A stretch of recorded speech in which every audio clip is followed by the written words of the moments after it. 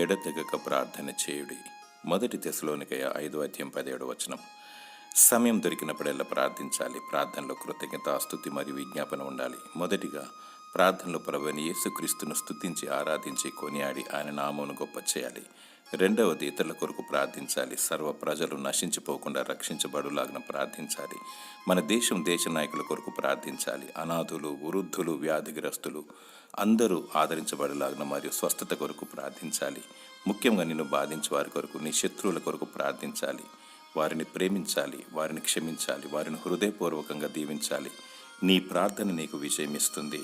కన్నీటి ప్రార్థన, ఉపవాస ప్రార్థన, ఎడతెగక ప్రార్థించాలి. నీ గదిలోనికి వెళ్ళి మోకాళ్ళుండి నీ హృదయాన్ని కుమ్మరించి వేకువజామునే లేచి ప్రార్థించాలి.